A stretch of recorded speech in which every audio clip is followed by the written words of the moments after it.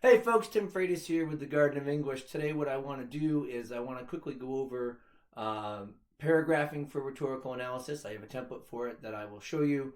My example doesn't fit it exactly, but it follows it pretty much to a T, so you can work with it with your kids if you want to have them follow along with this video.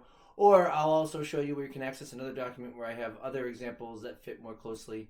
And if you want another example that fits more closely, just email me and I'll send you another one that deals with a body paragraph for the Cesar Chavez piece that I was looking at about 2 videos ago when we were talking about rhetorical annotations. But without further ado, let's actually look at a document that has the rhetorical analysis thesis in it from the Bush piece, like I did last time in my rhetorical analysis thesis video, and we'll actually look at a body paragraph. So I'm going to shrink myself over here. We'll pull up a Word document and we will go over this together. So I will make this document available to download right below the link.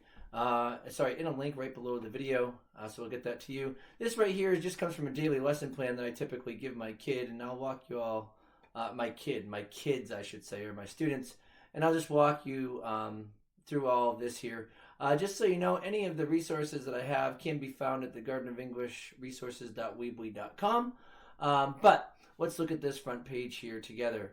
When I have kids write, when we start thinking about topic sentences, I do have kids write chronologically through their rhetorical analysis. I do know and respect someone who typically disagrees or suggests to disagree. He thinks they should write by strategy and device collectively.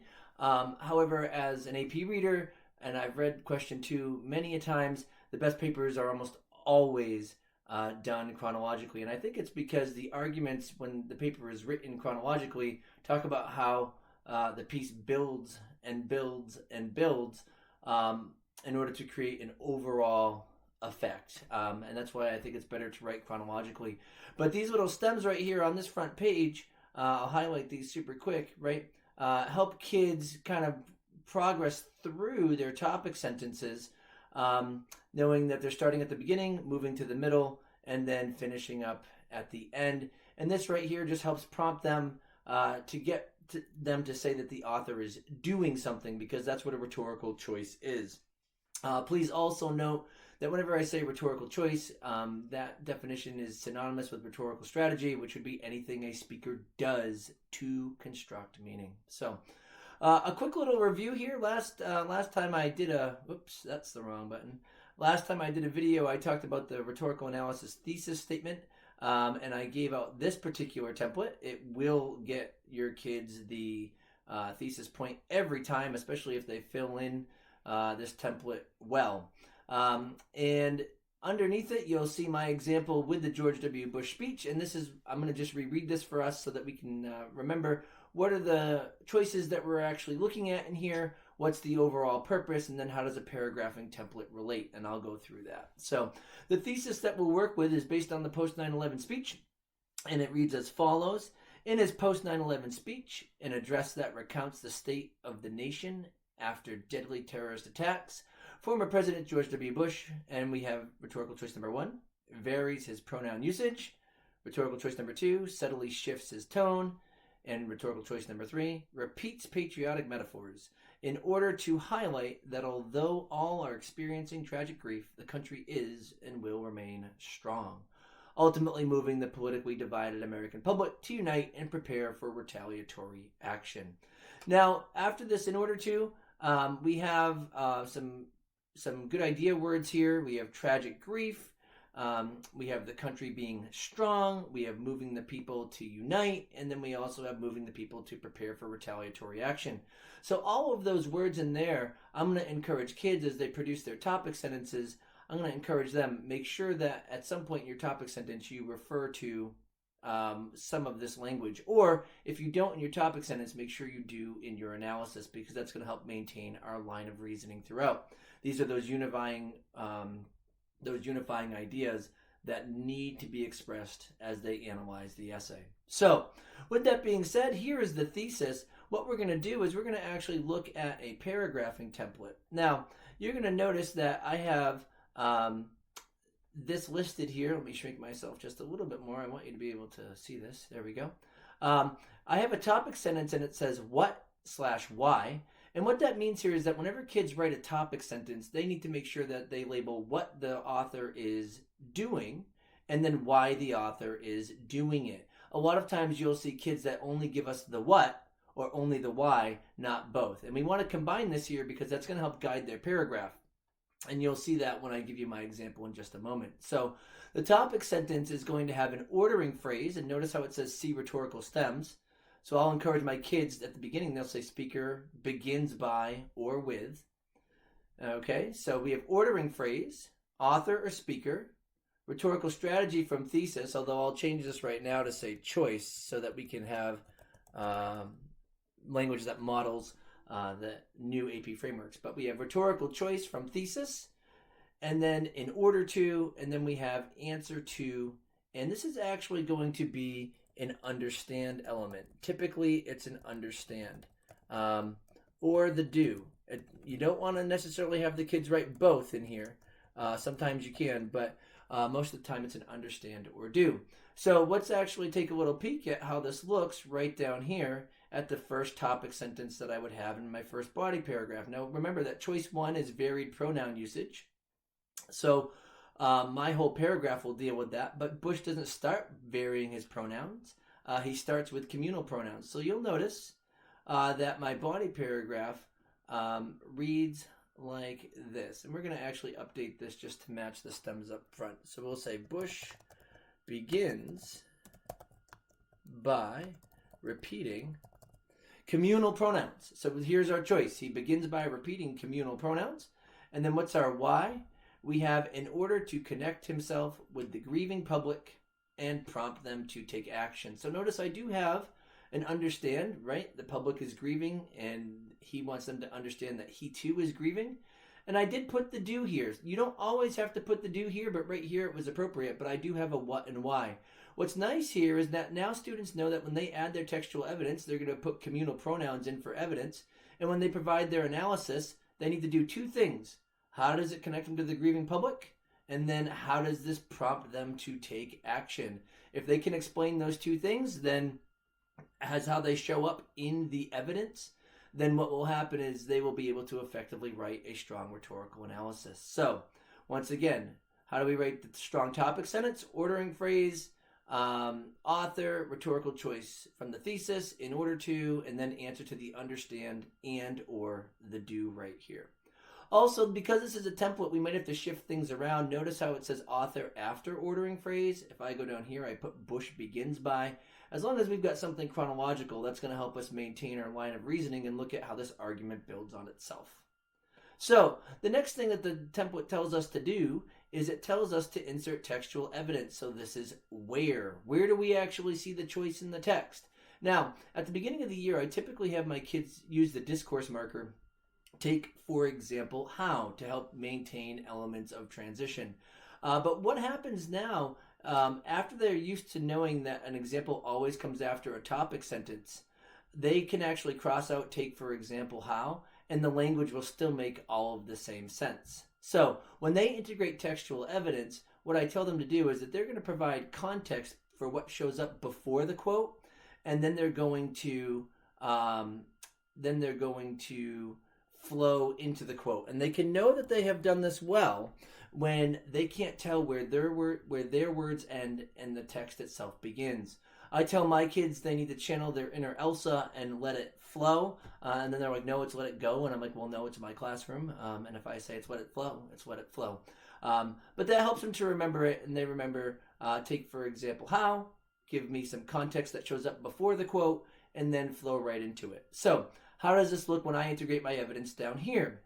It says, take, for example, how, in the very first line of the speech, he reveals that due to the horrible events, our fellow citizens, our way of life, our very freedom came under attack. And I will have them cite it typically. Now, just so you know, if I wanted to, I could take this take, for example, how, and just cross that out. And it will still make perfect sense, right? We could say Bush begins by repeating communal pronouns in order to connect himself with the grieving public and prompt them to take action. And then I could say in the very first line of the speech, he reveals that due to the horrible events, our fellow citizens, our way of life, our very freedom came under attack. Okay, so this isn't very hard for kids to do, but now what they have to do is they have to take that evidence and they need to explain how it achieves the understand and or the do that they listed in their topic sentence. So really, if they write a strong topic sentence, they should not know how to write strong analysis. They just have to explain it. So I do have a template for that. And this right here is the template. They can say this as the antecedent being the evidence, and then we'll just pull down the verb from the topic sentence. So we could say this allows Bush to connect himself to the grieving public because, the word because is here, and then they explain how.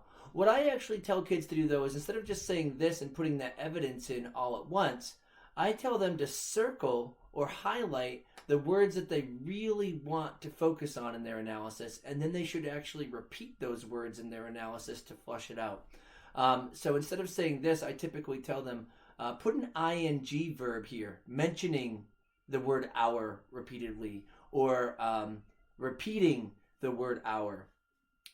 Putting a verb here with ing can really help to flesh out what this is, and then they'll know if they provide proper analysis, because if they've gone into their textual evidence and circled everywhere that they think the language conveys the why in the topic sentence, I tell them, you need to make sure that you comment back on that every time in your evidence. So I should see those words that you've circled show up in your analysis, otherwise known as your commentary. So this looks like this.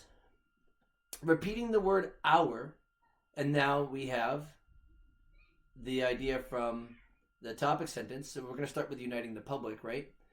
We have repeating the word our unites the public because, and now we provide our commentary, because Bush allows himself to be grouped in with all Americans. Well, that's true, but we need a little bit more commentary here.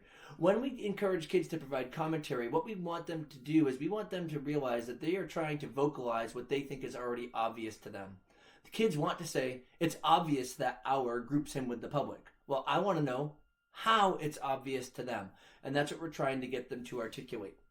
So the way that this is done is through stereotypes, through word connotations, and kids accessing what they know, common things that are commonly accepted, and they need to articulate that. So if we look at the analysis here, once again, repeating the word our unites the public because Bush allows himself to be grouped with all Americans. This is important in that, first, being the president, many individuals would see him as someone of higher status. But here he exposes that no element of social class could protect any American from experiencing the sorrow and loss of the day. You'll notice right in here, I use a common assumption. Many Americans would see him as someone of a higher status. He's trying to break that down, and so because of that, we can now know that he too is sorrowful because he used that collective pronoun. Let's see what happens later on. It says, furthermore, by linking himself with the general public, he removes any political sentiments that would have prevented any individuals from listening to him, as all Americans were detrimentally affected. So what's the assumption that I'm relying on here? It's that the American public is politically divided. When he removes political sentiment, which is what I'm assuming, I know that other people will then remove their political sentiment because they're united in their grief. Let's look at this more. Also, his repeating the word our creates enmity with the terrorist due to the fact that by uniting the American public as those who value citizenship, life, and freedom, which are all positive traits, he establishes a clear schism between his audience and those who attacked, the people who don't value such positive traits. And you're going to notice right here is my assumption. All of the words that he listed are positive traits. And so because of that, I'm now showcasing if the American public has these positive traits, those who try to disturb those must not have the positive, so there's the logical element there. This consequently lays the groundwork for a competition, one that he would soon suggest later in the speech, which is war. Now, a couple things here that I want to just point out in the commentary. If your kids are struggling, really trying to get them to put this word because in their first sentence after analysis is going to help. The other thing that you want to do is you want to get them to use a lot of cause and effect language because we are asking about the effect of something. So if we want the kids to talk about an effect, have them write with cause and effect language. So you can see that later on, besides the word because, when we have by linking himself with the general public, comma. So you can tell kids one of the ways you can get this cause and effect set up is by doing such, so and so, then such as. The word so is great for cause and effect. The word as can help us when as is a substitute as for because. We have due to the fact show up in here. We also have consequently show up in here. So you're going to notice that this is loaded with cause and effect language, and we want kids to do that in their commentary. So if your kids are really struggling with that, we want to show kids, hey, use cause and effect language here, starting with because. A lot of times kids will get us to commentary that says repeating the word our unites the public. Well, just putting that word because there is going to move their commentary from being limited to probably pretty thorough. Now, please note that I did talk about varied pronoun usage in my thesis. So in this paragraph, I am still going to actually talk about his pronoun usage. And I'm going to put in a correlating choice. And I know it's not in the thesis, but it correlates with the choice that came before. So we're going to see a double layered paragraph. And that's what this template seems to suggest. If I zoom out a little bit here, you'll notice that there's this little arrow, and this is repeat as needed. If you need to put in more textual evidence and analysis, then do so, and you can wrap it all up with a nice final sentence here that's not overly repetitive, by the way, and it's not a conclusion sentence that just says the same thing as a topic sentence. We do not want to teach kids to do that. That is garbage. But anyway, here we go. Correlating choice that ties with number one. Following this, Bush shifts towards identifying himself with singular pronouns in order to firmly establish himself as the authoritative and active leader of the American public. Okay, so notice how I put in here, it's almost like another little topic sentence, and quite frankly, it probably would be if my kids were more advanced writers, but I show them these layered paragraphs that look really long just because I tell them you have to try to get your analysis this long. At the end of the year, they'll notice, hey, I feel like I'm switching a little bit here. Can I make a new paragraph? And I'll say yes, but they will have learned how to write paragraphs that are that long already. So it's kind of one of those things where it's like, hey, you got to try to write this much. And this is one of the ways to kind of help them get the volume that we want is by letting them put two strategies that correlate in a single paragraph. But anyway, let's look at how we integrated the textual evidence. We'll see that it flows here. It says, after detailing the horrors of the day and the altruism of the public, he discusses how he, although in the speech he uses the word I, how he implemented the U.S. government's emergency response plans to help local rescue efforts. Let's move to our commentary again. When we're looking for the cause and effect language, we're looking for talking about assumptions and connotations and what the kids know. So let's take my face off this picture. It says here, the switch to I establishes him as an authoritative leader because once he singularly identifies himself, notice the because right here, he ties himself to a position of action. He is able to implement the important response plans of the nation's leadership. Since, there's another piece of cause and effect language, since he solely has the power to control the national rescue efforts and the public seemingly desires to assist in the rescue efforts, notice I've got some stereotype right here, or just assumptions about what we think the public is going through and feeling, or what it's presented to them as. It says here, they are then put under his control as well, since they would be more inclined to work with someone who has the power to support them in their cause. If I wanted to, I could even provide a little commentary about this idea that power is something that people are drawn to, and by showcasing that he has the power, people will be drawn towards him, no matter their political affiliations. But I didn't put that there. Instead, I had this at the very end.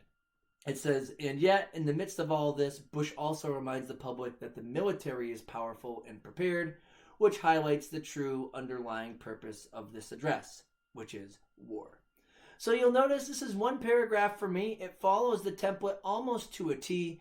I didn't put a formulaic conclusion final sentence here, but I do have examples of where that works really well in other places. And one of those other places is actually found at the website that you can find at the top of this document right here. So for any of you that are interested in getting a couple more examples, if you go to the Garden of English resources.weebly.com, you can access everything here. You can also, just so you know, if you're looking for a Garden of English shirt, one that you didn't win because I think a man named Bill Warford won that from California, so congratulations on that, Bill.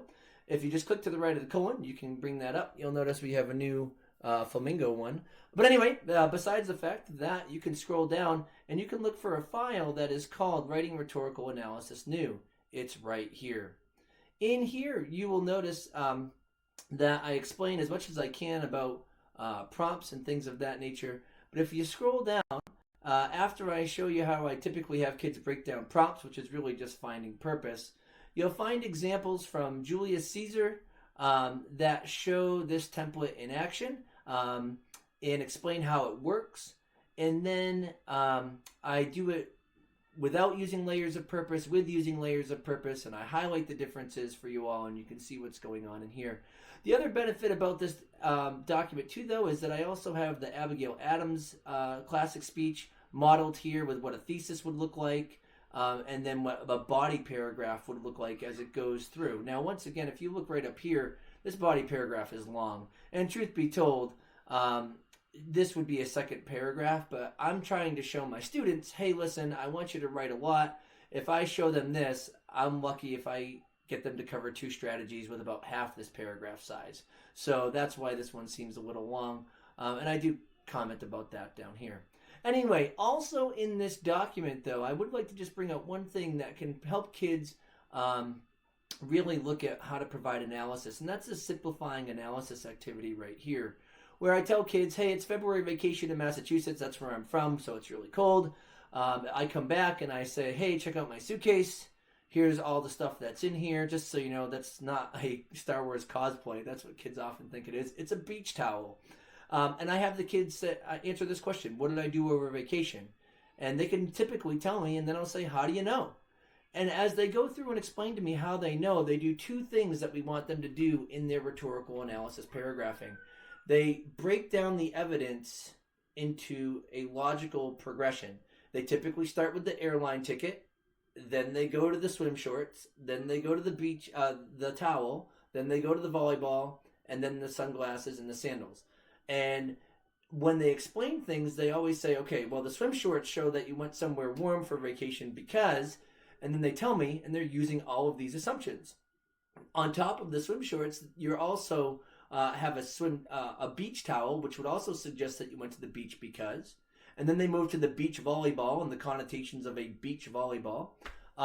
And the airline ticket is actually where they start. Forgive me for that. But they talk about how that shows that we went far away, somewhere warm, because people don't typically take an airline somewhere close. You know, if I'm going to go to New York on vacation, like New York City, it's a 3-hour drive. Why would I take a flight that's much more expensive? So, nonetheless, this is a fun little activity that helps kids realize what analysis entails with connotations and assumptions. And then I tell kids, okay, great. You need to do the same thing, but you need to unpack the suitcase of language that shows up in your quotes. So you can access this file. It has everything explained here. This is me annotating. A couple people have asked for examples of annotations and how they create rhetorical strategies. And this is for the Abigail Adams piece, and I think I use the same rhetorical strategies in my thesis up here. So nonetheless, you have those documents available to you. I do have another paragraph about the Cesar Chavez piece that I can make available to people if they want it. Just shoot a comment down below if you want that, and when I have time, I will try to find where that is and get that uploaded to you.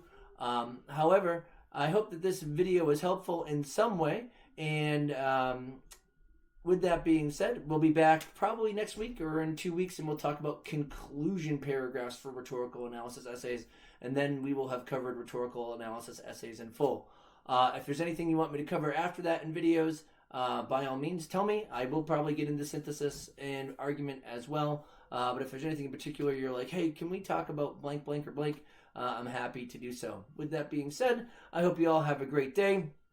Consider supporting the Garden of English by grabbing a shirt, by hitting up the Patreon, anything like that, or just by spreading, the link here and using it with your kids, because that's what we're doing. This is all free content for you, should you want it to be. We're just looking to help. So you have a great afternoon.